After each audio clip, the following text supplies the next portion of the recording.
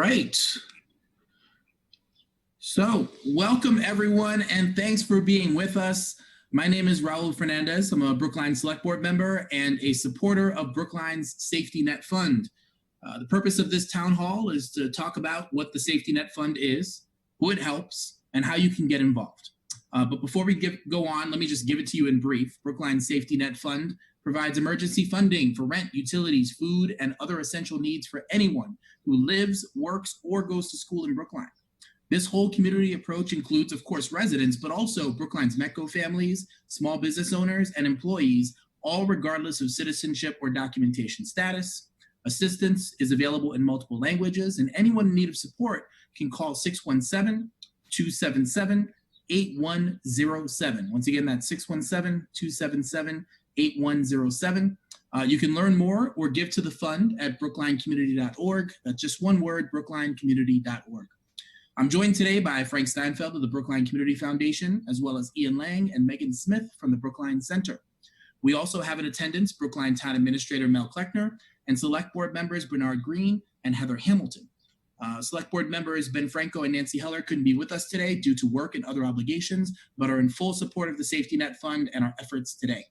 We're also thankful to have the support of Brookline Interactive Group, which is broadcasting this virtual town hall live on cable and the internet. This is one of more than 100 municipal and community meetings that BIG has broadcasted since this crisis began. We owe them a great debt of gratitude.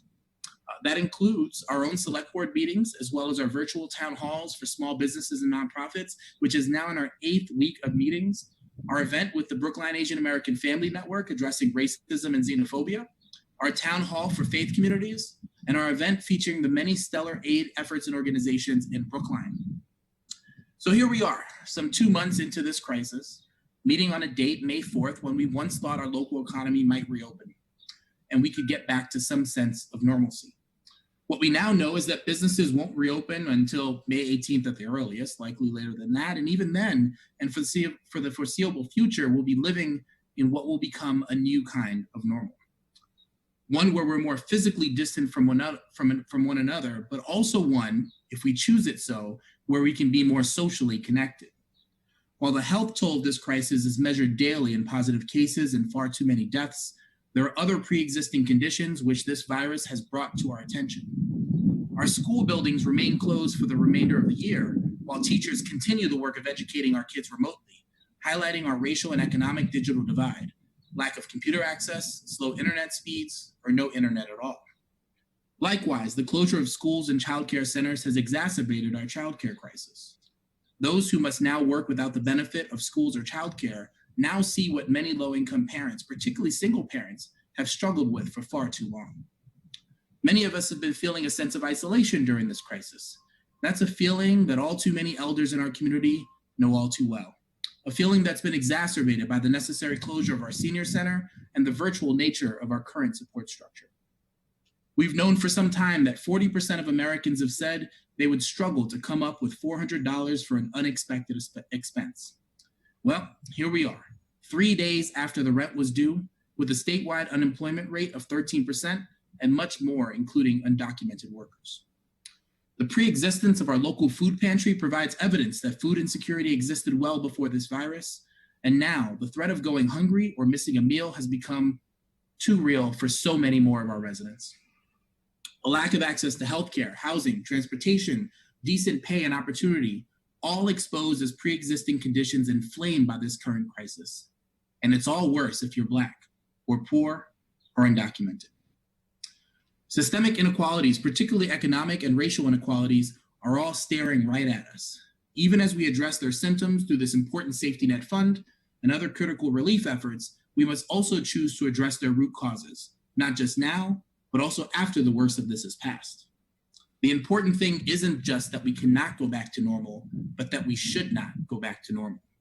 It's time we put policy over platitudes and use this crisis as an opportunity to say that food insecurity is unacceptable, that lack of childcare access is unacceptable, that racial disparities in healthcare are unacceptable.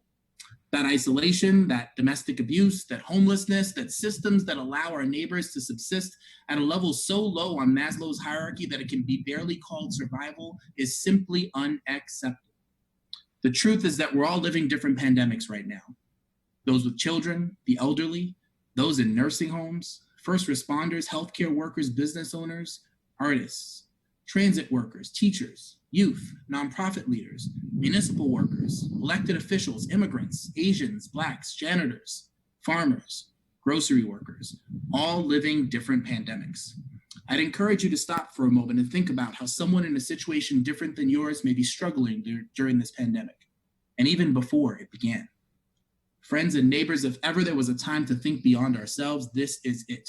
And many have, including the residents who've organized to provide a mutual aid network, who've made phone calls to those in isolation, and who've crafted face shields for healthcare workers, plexiglass shields for local businesses, and face masks for those who need it most. To our municipal employees who've worked without days off and at risk of their own health to protect ours, particularly our police, fire, dispatchers, public works, educators, the folks at our emergency operations center, health department, inspections, economic development, senior center, COVID-19 task force, and so many more. To our town meeting members and school committee members, library trustees, state reps, and the hundreds of board, committee, and commission volunteers that make our government run. And yes, to the many great aid organizations like the Brookline Food Pantry, as well as the Brookline Center and the Brookline Community Foundation, which we're joined by today. Thank you all. So let's get talking about this safety net fund, which is unique in a number of ways. Unlike other communities which have created new funds to meet this crisis, we're fortunate that this fund was created at the Brookline Community Foundation many years ago and has been expertly administered by the Brookline Center since its inception. It's also unique in that it takes a whole community approach to relief. As I mentioned before, it provides support to residents, sure, but also for Brookline's METCO families, small business owners, and employees, all regardless of citizenship or documentation status. That's why the Select Board is so excited to support this fund. And let me tell you, while we may have disagreements on a board in terms of matters of policy, this board is fully united in our unequivocal support for this fund. So far, we've committed $175,000 in support from our Community Development Block Grant and Housing Trust funding. And we'll be taking another vote tomorrow night on an additional $325,000 for the fund, which, if approved, would be $500,000 contributed to the town of Brookline by the town of Brookline to the Safety Net Fund. That's in addition to upwards of $400,000 contributed by residents and supporters. However, this is by no means an indication that the fund is all set. In fact, quite the opposite.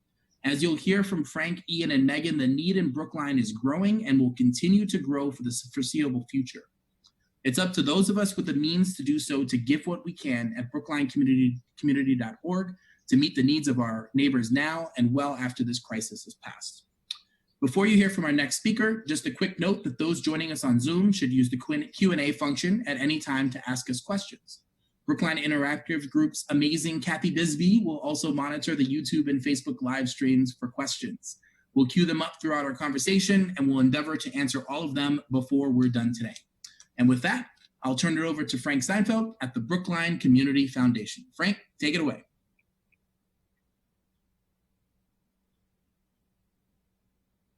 Thanks, Raul. I am Frank Steinfeld, the interim CEO of the Brookline Community Foundation. And I first want to thank Select Board member Raul Fernandez and Kathy Bisbee and the big team for really putting this all together and making this happen with us. And I also want to upfront thank our terrific partner, the Brookline Center, who expertly operates the safety net on the ground, which you'll hear a lot about later. And Executive Director Ian Lang and Safety Net Manager Megan Smith will also give you the real story from the front lines. I also want to thank all of the safety net donors, of which there have been over 650 since middle March when we really shut down.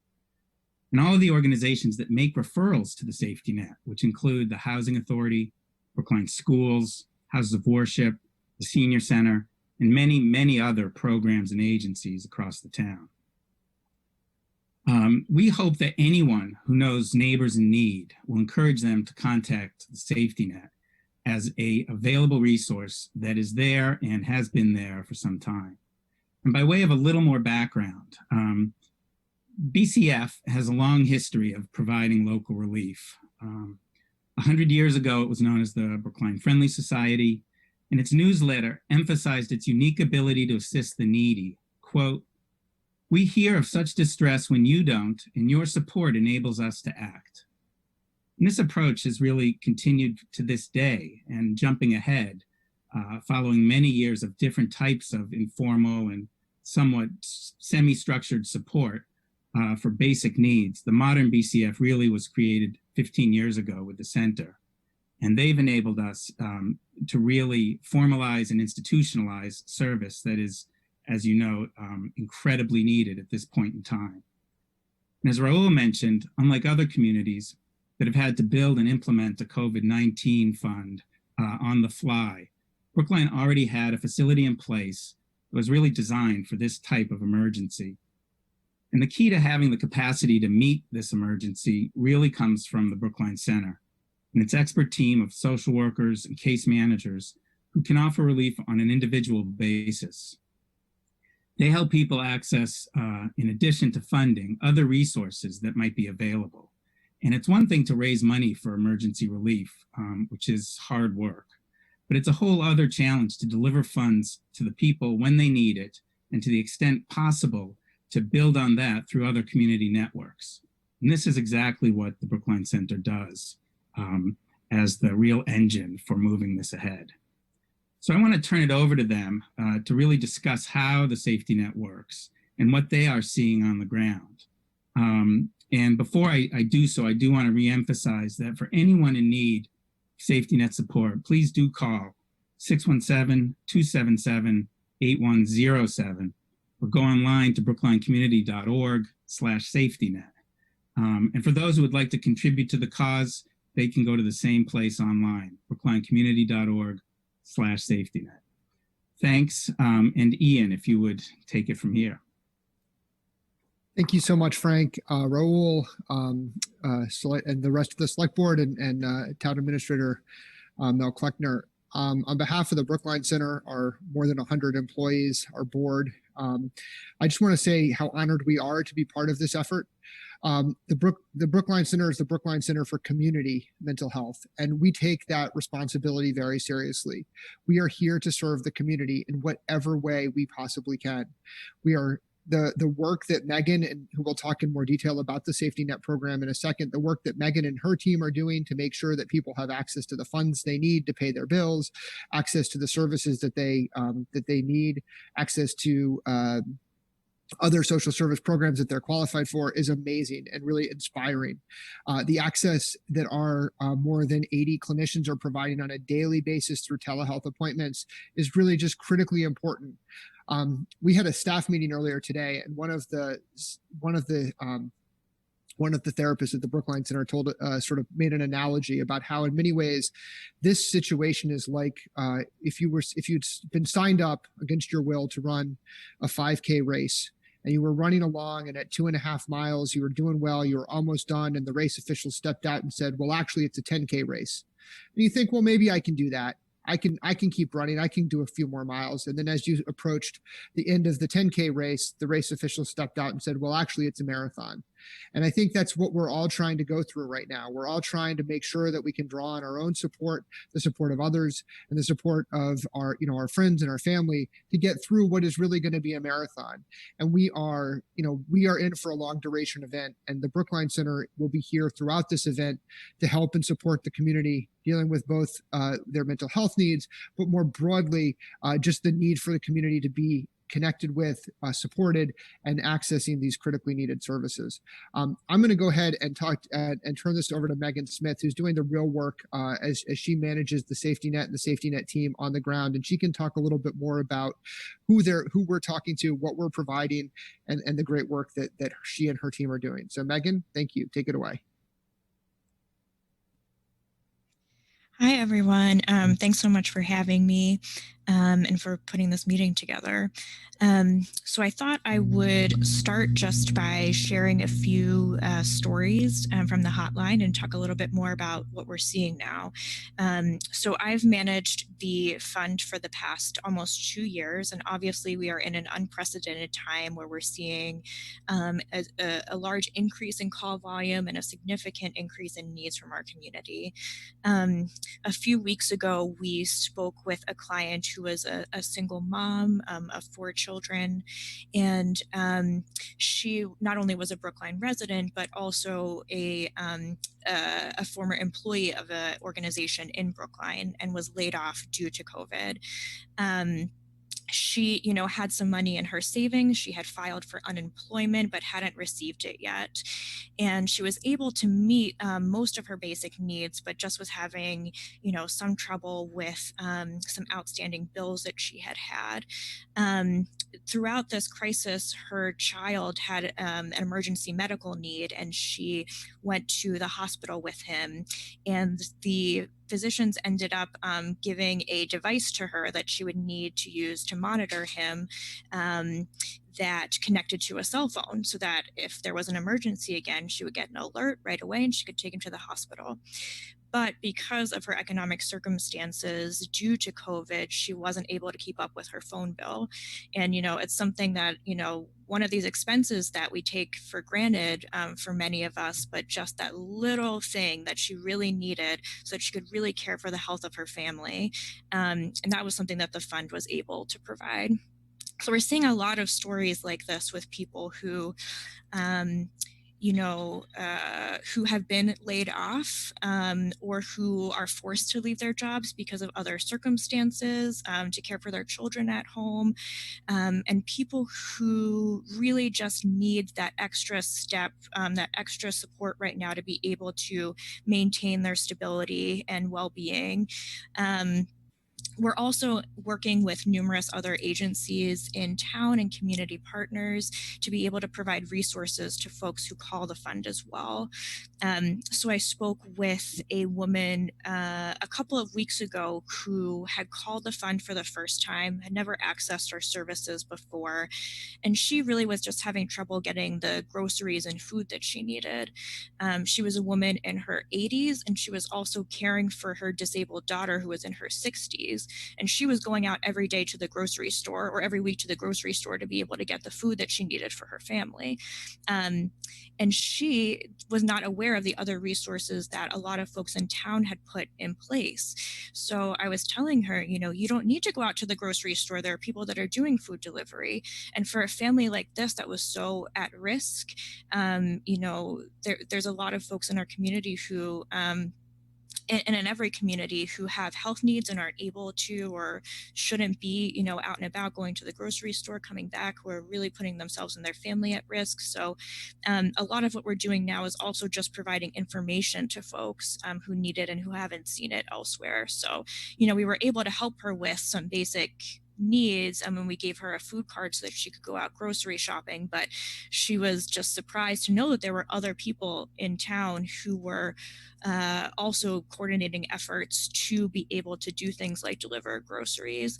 And that's the kind of impact that we're trying to make, both financially and making sure that people are supported and set up with the other local resources in town, as well as the other benefits like unemployment or the stimulus check or SNAP or things like that people are entitled to during this time, and helping people walk through those processes as well.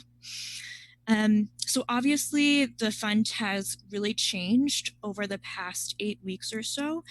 To put it in perspective, week 9, 9 weeks ago, we had gotten a total of 6 calls that week, which is very low for us, I would say. Typically we're getting, before the pandemic, we were getting maybe 15-ish calls a week.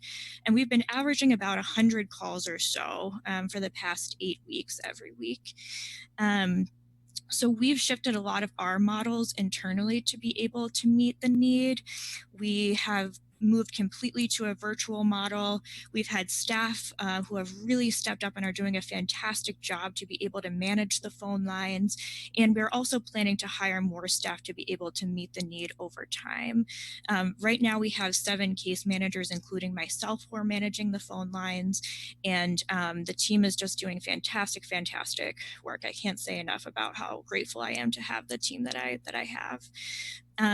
We've also updated our funding guidelines, so we have increased the amount that we're able to give out to folks and the frequency.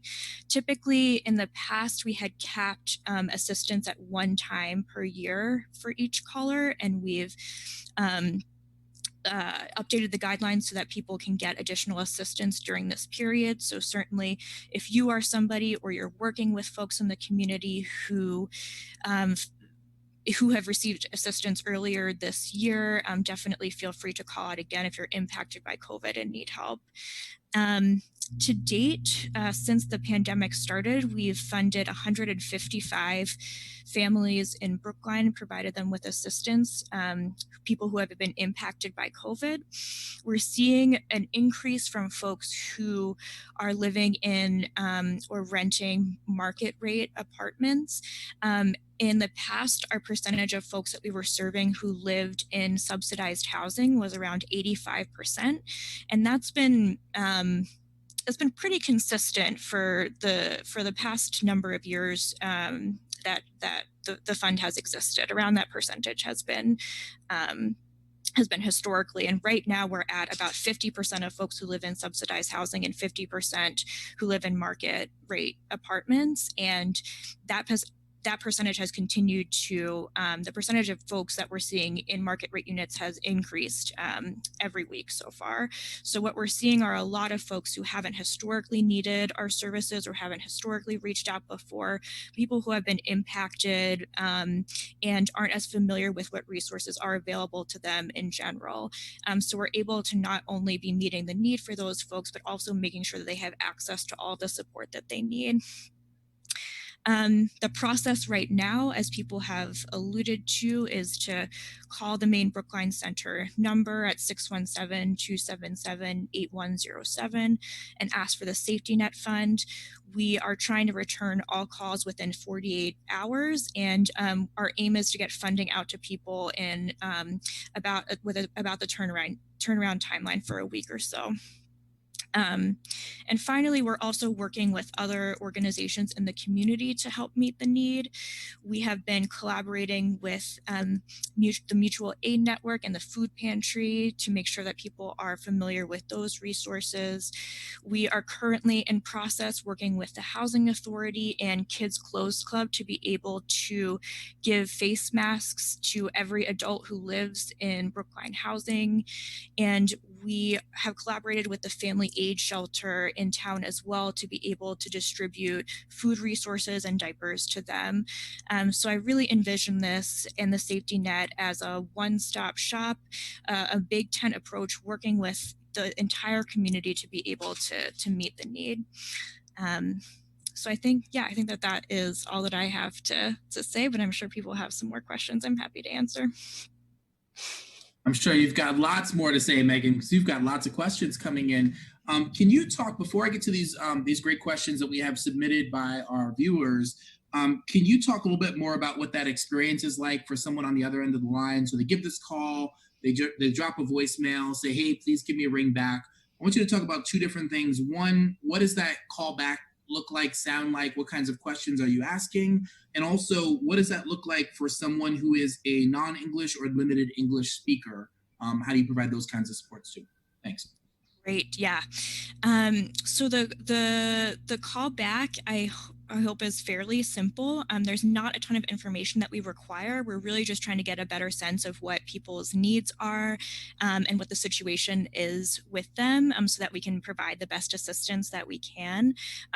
We definitely train our counselors to be non-judgmental and to be very aware of what resources are available. So it's not a scary call to make, I think, although I'm a bit biased.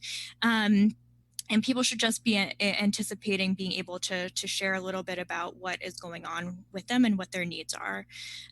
We are in the process of setting up and have been utilizing a language line. So we have assisted folks in the past couple of weeks who speak a variety of languages. We are working with our website developer at the center as well to be able to provide some translated information about the fund as well, though that's not available yet. And we do have a couple of folks in-house who can provide translation for some languages, but the language line has been really great, and we've been using that. So people with any language capacity or ability are welcome to get in contact with us, and we can be able to reach back out to them. Terrific. Well, let me take, I have other questions, but let me take some from the audience first. We've got one from Michael. At the United Parish, we're in the process of organizing to use our resources to meet similar needs. Is the fund looking to develop partner relationships to coordinate efforts? Frank, Ian?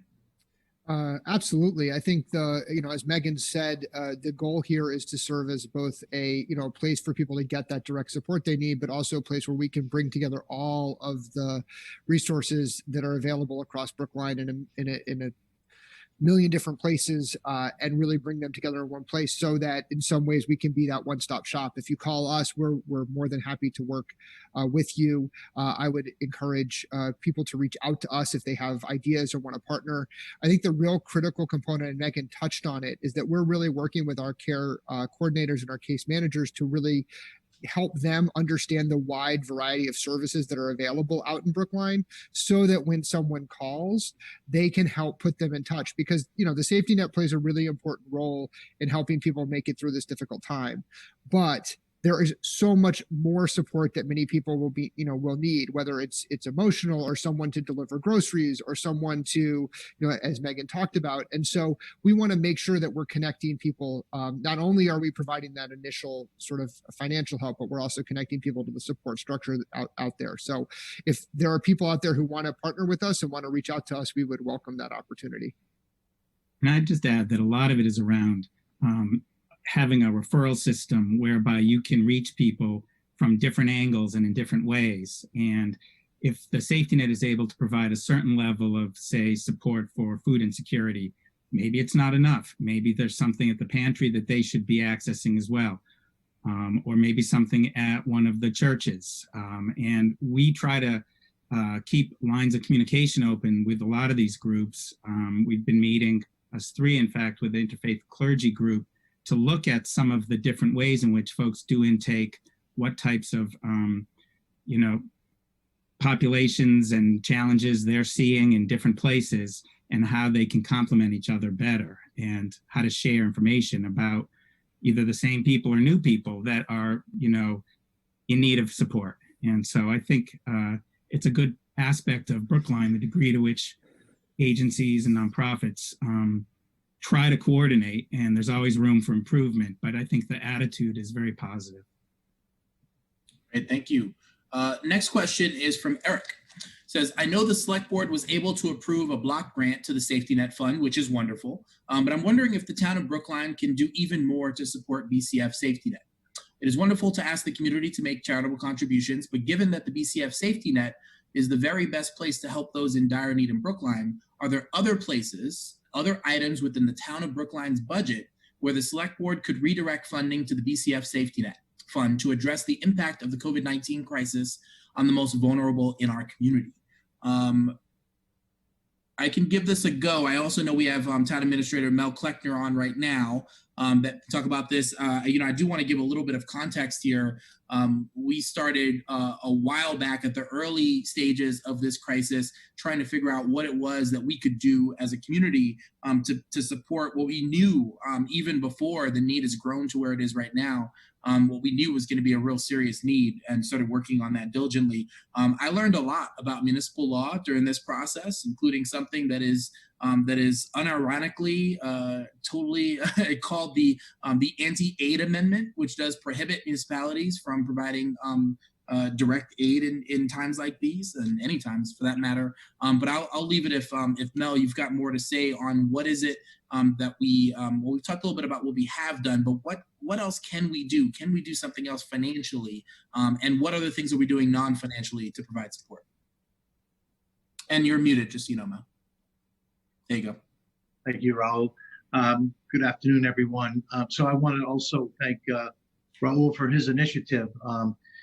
It was his initiative, and particularly the timing of it, given that we really want to give an opportunity for the Safety Net Fund to get a good shot in the arm so that it can begin some of its other fundraising and other partner donor activities. And I think we've been very successful. So we are using currently two forms of funding that they're dedicated funding. One is the Community Development Block Grant Funds. Those are direct funds from the federal government, from HUD. And since the town is of a certain size, we get those funds on a program basis. So we are an eligible community, and we're getting those funds every year.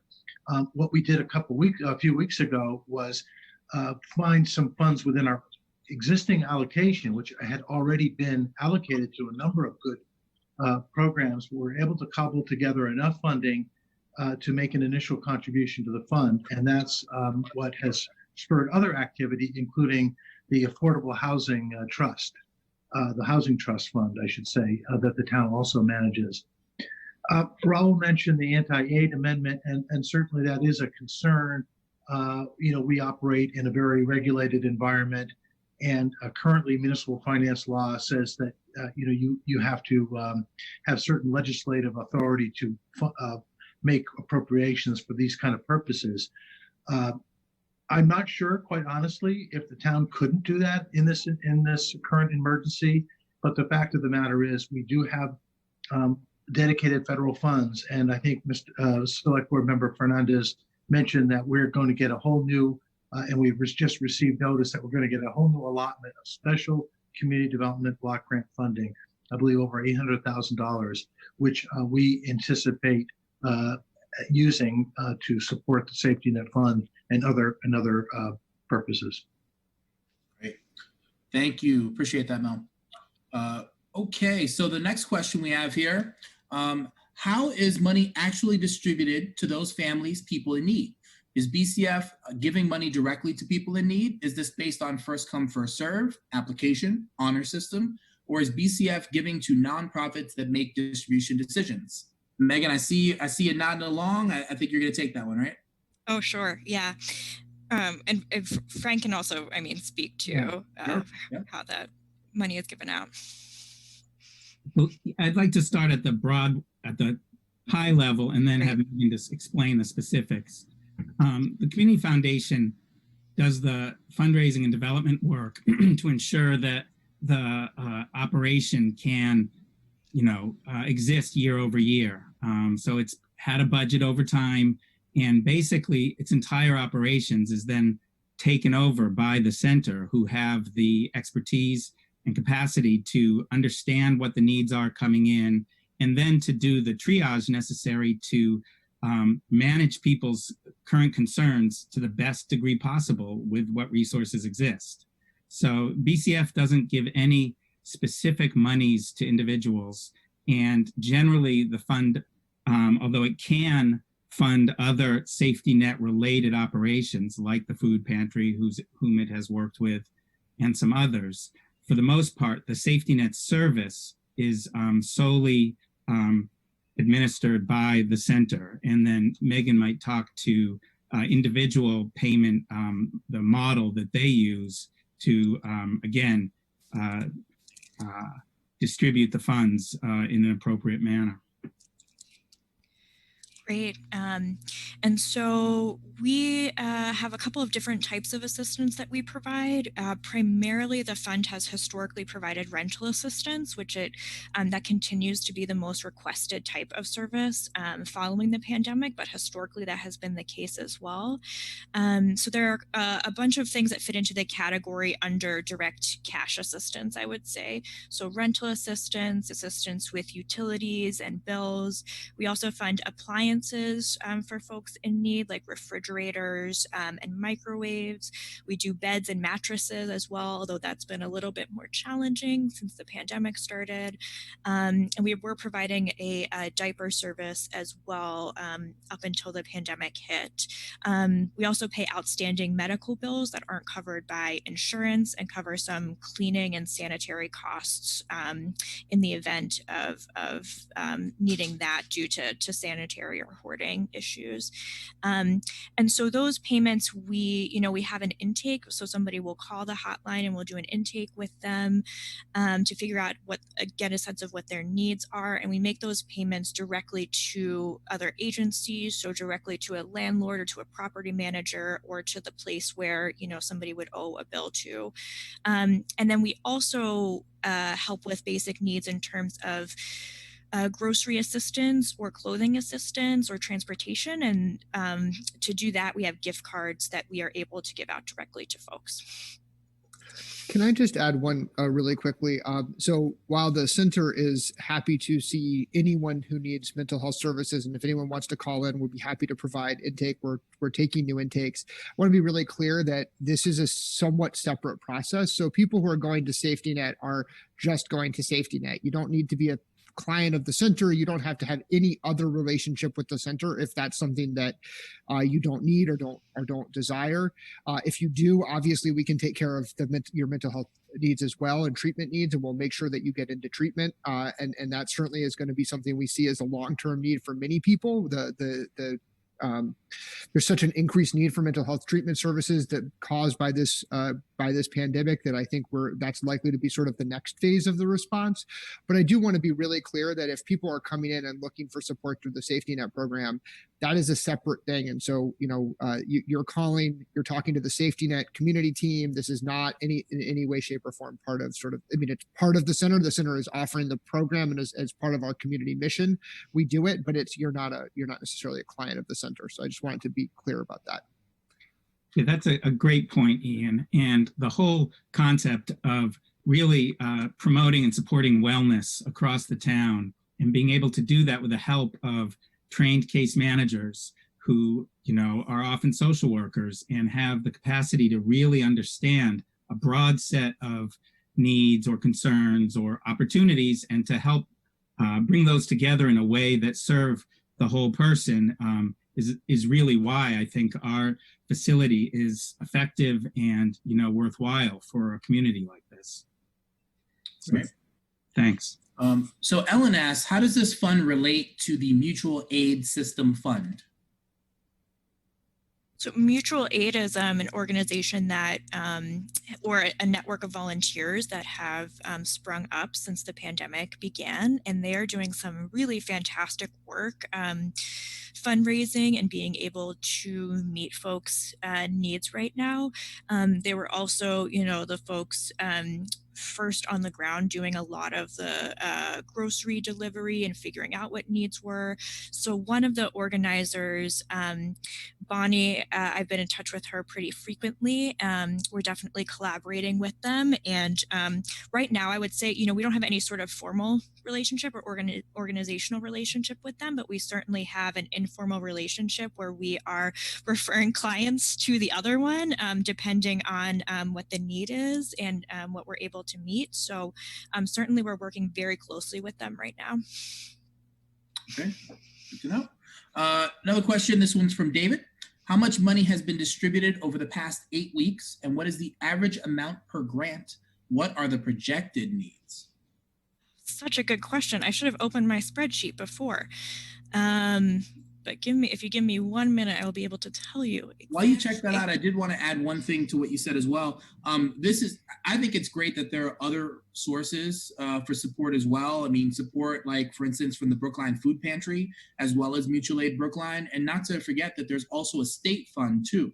For those folks who are in need, if your full need can't be met by the Safety Net Fund, know that there are other resources out there too, and I certainly encourage you to apply for all of them. The last thing I'll mention is that about this in particular, a lot of folks in the college sort of range area may have been left out from the federal stimulus that came out of the CARES Act.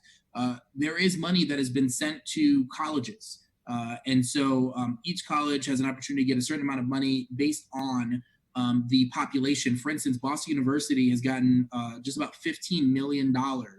And at least half of that money has to go directly to students in terms of emergency funding aid, the types of aid we're talking about today. And those students can apply directly to the university. One thing I will say, my institution where I work, Boston University, has decided that they're going to give all of it, if needed by the students, directly to the students instead of using those funds for other permissible purposes. They've said that that whole 15 million can be used directly by students if students need that money. And so they're encouraging everybody to apply right now. So if you've got college students in your life that are in need of support, in addition, whether they're in Brookline or not, make sure they reach out to their institution to try to get that support. And it's really important that they do that now, especially for seniors and graduate students before they graduate and are no longer students. They need to apply for that funding right now. Megan, go for it. Awesome. Yeah, so I have data right in front of me for the past 5 weeks, and the total that we have spent is about $47,000 with an average cost per request of about $750. Okay. And what is the, did we talk about the total amount distributed? Did you just mention that? That I have it for the past 5 weeks, so a little bit less than the total, but in the past 5 weeks we have spent about $47,000. Can anybody speak to the projected need? Oh, go ahead, Frank. I think you were to say something, or Ian. Yeah, I mean, so I think the projected need, we figure this is going to be a long duration event. And I think we continue to try to think about how to set up the fund in a way that will help meet that. So, at this point, we had historically, the fund had historically been funded at about $100,000 of direct support. And that would historically have taken us through all of the needs for a given year. This is to see 47,000 in 5 weeks. And I think we're only just beginning to see the need, because a lot of people, maybe now we're on to the second rent that you had to pay since the pandemic. And then it's going to be a third and a fourth and a fifth. And depending on how quickly the economy bounces back and jobs come back online, and other costs, daycare, et cetera. I think this is a real long duration event. And I think we need to be prepared for that. And I think what I have just been so incredibly grateful to our partners at the foundation and to the town for is just a real willingness to look at this as a long-term problem, and a real willingness to sort of sit down and think about, well, what could we do differently? How could we handle this differently? What could we do? What's the need going to be long-term? Because I think that's the real challenge. Right now, we're all focused on the immediate, which is absolutely appropriate and absolutely needed. But I think we also need to be thinking long-term about how we're going to do that. And that's really what all of us are committed to doing. And I just want to add, too, that some of the expenses appear to be lagging a little in terms of when they start to hit. Rent is end of months, et cetera. Last week, the total dispersed was over $14K for 1 week.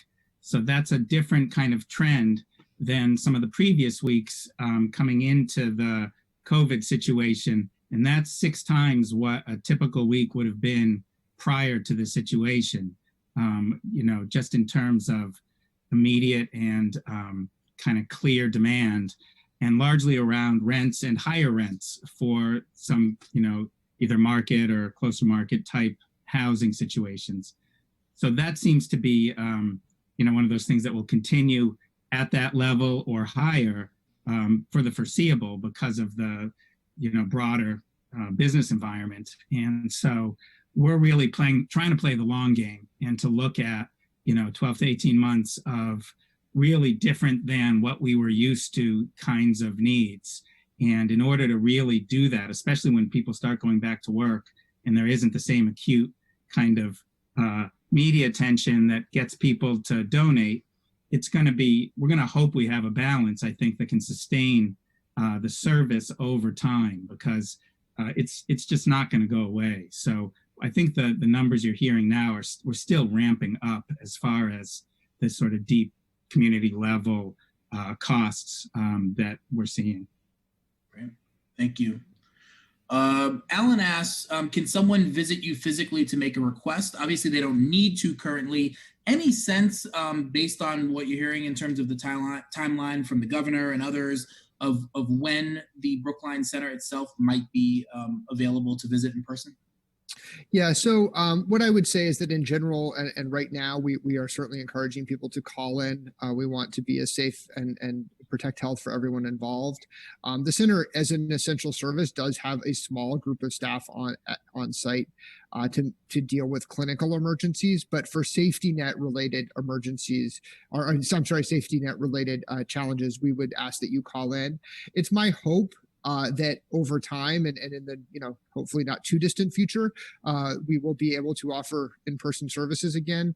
I think that we will and do follow the recommendations of the governor and the state Department of Public Health, as well as Mel and Dr. Jett here in Brookline, to figure out what is safe. We want to make sure we're ensuring the safety both of people who might come in to visit with us, but also obviously the safety of our staff.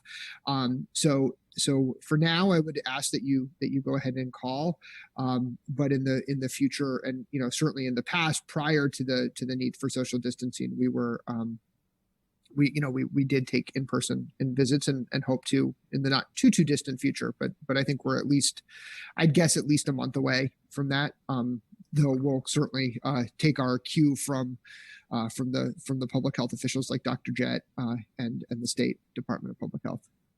Fair enough. And what about volunteers? Nancy's asking, it says, many of us are seniors, retired, serious quarantiners, but have always volunteered in communities where there is need. How can volunteers get involved, help out, if any way? First of all, I love the phrase serious quarantiner. So thank you for that, Nancy. We are not utilizing any volunteers with the safety net right now. And I don't anticipate that changing in the near future. However, there are so many organizations in town who are utilizing volunteers. The Mutual Aid Network is certainly one of them.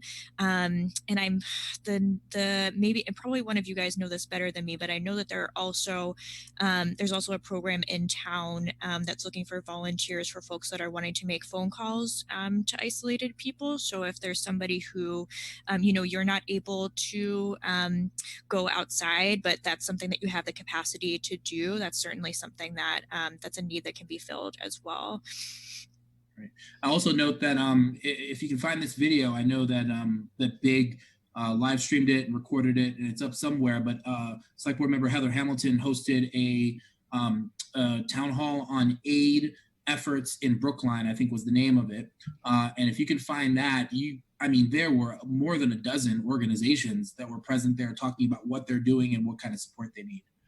So I think that'd be super helpful. All right. So this is someone from High Rock Church. Deep appreciation for all the impressive work done by all leaders here. A question to Dr. Fernandez. Someone read my bio. Thank you. Town of Brookline seems to be well situated to support those within our community, which doesn't seem to be a reality for many in the city of Boston. Curious to hear a perspective on disparities among different municipalities and if there's a room for sharing our resource. For example, can a Brookline resident refer a Boston resident to safety net? So I'll talk a little bit more broadly about this. In my opening, I referred to a lot of these different disparities: the digital divide, food and financial insecurity, isolation, and how it varies for so many of us, oftentimes based on race, based on income level, based on documentation status, and based on age and so many other factors. And what we see is what we're seeing, for instance, in places like Brockton and Chelsea, where we have high incidences of this virus. And what we see, unfortunately, in these nursing homes where we have not just high incidences, but also a high number of deaths as well. We have folks who are very vulnerable to this, is that this is not, as some folks said early, it's hitting everyone. Everyone's being hit. Certainly not everyone's being hit equally or equitably.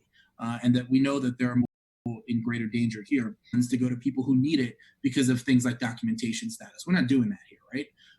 And the idea that also even our MECO families, which are part of our community, it goes without saying that they're also eligible for this funding too, but it's also unique. And I do know that we do a lot of referral services to other funds that are out there, and maybe someone else can speak to that aspect. I think that's key, and Megan can be more specific, but for people that really aren't eligible because of their location or some other reason, efforts are always made to connect them with other resources that might be available, that they might be eligible for, and to think about, what's available. But, our sort of ability to circumscribe a little bit of a limited resource is like the community foundation itself is limited to the community. And we see that broadly to be people that are living or going to school or working here. But, the whole kind of structure of all community foundations is around some regional or geographic focus. And that's just a way of, redistributing some resources and thinking about ways to understand and respond to specific needs. And that's really what we do, and what the safety net enables us to really build out that capacity in a way that's powerful. And to the degree they can help other communities, I think they do, but I also acknowledge the limitations of being geographically focused. For sure. And I think we do a good job of keeping track of partner organizations and folks doing similar work, funding emergency services. A lot of those other organizations have also received increased funding right now, so that's very positive. But certainly if we get a caller from outside of our service area, which does happen, that we're able to refer them to somewhere else that can best meet their needs. Great. Thank you both. So Rebecca says, food seems to be such a huge part of the increased need. I've been stunned by the lines outside the food pantry. And with schools closed, that will certainly continue through the summer. How can the safety net be part of making sure that the food pantry has what it needs as well? Maybe some of the CDBG funds can be earmarked there. What I can tell you, Rebecca, and everyone else, is that on our agenda tomorrow, in addition to that $325,000 that we'll be voting on from CDBG funds to direct toward the Brookline Safety Net program, we are also going to be voting on $39,337 that would go, this is under the food security funding for food inventory and delivery category. So that amount I just mentioned, the $39,000 or so, will go, if we vote it affirmatively, which I sure hope we will, to the Senior Center food delivery program for seniors, and $160,663, if voted affirmatively, will go to the Brookline Food Pantry, on-site and delivery food. I'm very excited for tomorrow night's meeting and the vote. While we're at it, I'll also let you know that we'll be voting on business assistance, $200,000 to provide working capital grants to businesses within Brookline. We'll be talking about that tomorrow night too. All right. Danielle has a question here. The Brookline Housing Authority wants to thank, a comment, maybe on a question. The Brookline Housing Authority wants to thank the Brookline Center, BCF, and the Safety Net Fund for the long-standing partnership to serve immediate needs of very low-income residents in Brookline. Are you seeing BHA residents now accessing this expanded resource who have not previously been connected? Great question. Oh, that is a good question. We're certainly, I don't have the numbers specifically for BHA residents, but I would say overall, we are certainly seeing a substantial increase from people who have not accessed our service before. So I imagine that would encompass BHA residents in addition to folks living outside of BHA. Thank you. Someone asked, while this is tremendous work and terribly important, I'm somewhat concerned that this could be the tip of the iceberg regarding needs and demands on safety net. Are strategic discussions occurring to look at the longer term processes and needs for the next 12 to 18 months and possibly longer, and in turn, ensure that resources are as available as possible to meet the demand? So I would say that yes, I think right from the beginning, all the partners in this effort, the town, the foundation, the center, have really been focused on the idea that this is a long-term and long-duration event, and that in order to effectively address the needs, we're going to have to address them over the long term. And I think one of the things that will be particularly challenging is that the needs that we have today are not necessarily the needs we're going to have tomorrow. I certainly look at that from my own perspective here at the Brookline Center, where obviously a lot of the discussion right now has been on social distancing and the physical impacts of the COVID-19 crisis, as it should very well be. But I think all of us who are in this field, who are in social services, know that there's going to absolutely be a long-term mental health impact, whether it's because of having to live with this income, the stress, the food insecurity, et cetera. And we have to be ready to serve those needs long-term. And it's something the center is committed to doing. And that's just one example. There are numerous other examples of the long-term impact. So I think what's really set Brookline apart is not only were we ready for this in the sense that we already had a safety net fund because these partners had already worked together, but I think right away we all sat down and said, this isn't just about getting 100,000, 200,000, whatever number of dollars allocated to that, because yes, that will help, but it won't solve the long-term problem. I think right away we understood the need for all of us to get together and plan for a long-term, a future that this is going to be part of, and so we have to be ready for it. So I think absolutely that those conversations are ongoing. Frank or Raul, I'm sure you have stuff to add to that. Frank? I think that strategic thinking around what makes sense longer term is absolutely on the agenda. We're meeting with the center tomorrow to start thinking about some of these issues, in fact, on another Zoom, to really look at what does this partnership portend for the sort of 2.0 or 3.0 now of how do we really support these needs that aren't just Band-Aid kinds of cyclical, disbursement of endless funds, but to kind of look at some of the structural issues and what we can contribute to be more effective around building out longer term supports. And the broader issues around affordable housing are going on at a townwide basis and are again very challenging, and yet nobody's backing away, I think, from acknowledging that there are things we need to do better. And at the deep end of housing support, that's where we want to address current focus, but we also would like to see how that could expand and again reduce the need for safety net eventually going forward.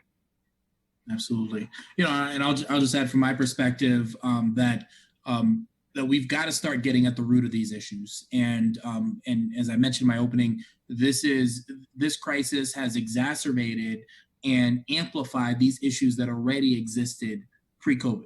And for some of us that are now, unfortunately, maybe in our own lives, getting a taste of what others have been dealing with, or just witnessing what others are dealing with, from the relative comfort of our homes, is I think an awakening and an opportunity for us. It's certainly a challenge for us. And whether or not we meet that challenge is going to be determined, I think, over the course of the next year. It can be that we go back to business as usual about this after this. It can be that we do that.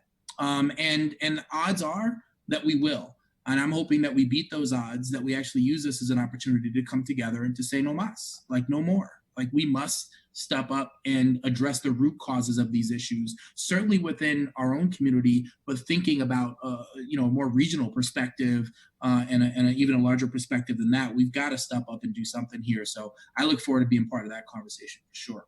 I've got one more question in the queue, and maybe we can use this as an opportunity to start any final remarks that folks want to share. And so I'm going to start.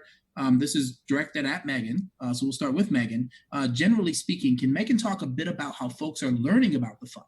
What are the primary referral sources and outreach strategies for reaching individuals in greatest need? Sure. I think that we have tried several different approaches to make sure that the word is getting out about the fund. Certainly, we have word of mouth, which has historically been the way that most folks have heard about it. We don't ask a question about referrals, so I'm not. I can only speak anecdotally to what I'm hearing, but I think folks are finding out about it now in a variety of different ways. It's been mentioned. We've been doing a good job, I think, at making sure that the word is getting out to other organizations in Brookline and other partners. So making sure that folks are spreading the word internally in their own networks.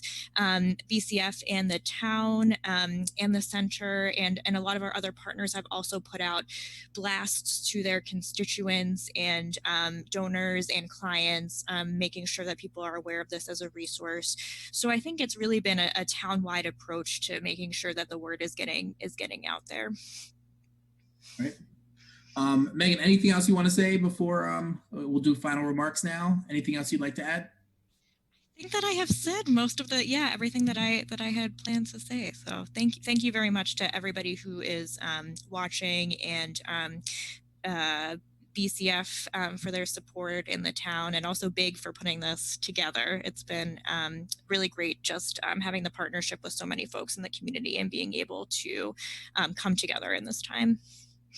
Right. And thank you, Megan. It's amazing to have someone like you, like on the front lines, doing this work directly with the people. You've been doing it before this. And we're really lucky in our community to have you doing this work. And obviously all the many people that are doing the work at the Brookline Center. So thank you for being here with us. Ian, how about you? No, just really quickly, thank you all for putting this on, for getting the word out. I also want to especially thank, in addition to Select Board Member Fernandez, Select Board Member Hamilton, and Select Board Member Green, who've joined us today. We really appreciate your support and your vision. I think it was that first call that you had that Select Board Member Hamilton sponsored, where we started to talk about all the services that were available in Brookline, and that is just so critical. I think while we are a small-ish community in one ways, the fact that we all work together and bring this multidimensional and many different organizations working together to achieve a common good is something that really, in many ways, should serve as an example for people in other communities. And I feel very lucky and fortunate to be part of this effort and part of the Brookline Center. And so we're just very thankful for all that you guys are doing, and look forward to continuing to work with you to meet the needs of the Brookline community. So thank you very much. Thank you, Ian. Frank. And I'd like to pile on and reiterate all of the gratitude for the support that the safety net's received across all of these different groups, whether it's the town, whether it's other organizations and nonprofits, donors, large and small. The degree to which folks have come together around this is really gratifying. Having been involved with a community foundation now for over a dozen years in different capacities, to see this type of momentum around support. We're here because we recognize a direct and current and growing need, and then to be able to put the energy behind it. And it's really fabulous that during this acute period of the pandemic that there's been this kind of response. My hope is going forward that some of that support will continue, and that people will really recognize that these needs, as we've been discussing for the last hour, aren't going anywhere, and that really require and deserve a kind of not only support, but good thinking and brainstorming and various organizational efforts to address, as Raul was saying, a lot of the underlying needs that were there before and have only been emphasized through this period. So again, thank you for the work to date and the work in the future that we were all on board for. And as Ian said, that this notion that it is a town that, for all of some of the quirky aspects of how we are organized, really comes out with a lot of engagement and people that care in really deep and different ways, and then apply it in ways that can have an impact. And I think this is a good example of that. So with that, again, Raul and Kathy for pushing this through, and Bernard and Heather and Mel for joining us. Thanks a lot. Can I add one thing? Oh, please, Bernard, go ahead. Yeah. This is Brookline Select Board Chair Bernard Green. Yeah, this COVID emergency is going to last for a long time, and the safety net fund is going to be depleted over and over again. So I urge everyone to reach out to those in the community who are not suffering or who have a little bit of extra money to contribute to the fund to do that. We have a lot of people in this community who are very well off, and we need to reach out and ask them. And if they're not asked, they won't do it. And if they're asked, sometimes, out of guilt or out of friendship with you, they will do it. And I'd also like to add one thing, one additional thing. This virus does not recognize the boundaries of Brookline and Boston. To the extent that people have extra funds to donate, don't be afraid to look at opportunities in our neighboring communities where you can support them. Don't see this as taken away from what's going to Brookline and our needs, but see it as an opportunity to show people that we recognize that the virus flies over the borders of our towns. So I just urge people to increase their donations to the safety fund and other funds that are assisting people during this emergency. Absolutely. And I'll close with just saying a few things. One is, just like the chair Bernard Green just said, give what you can.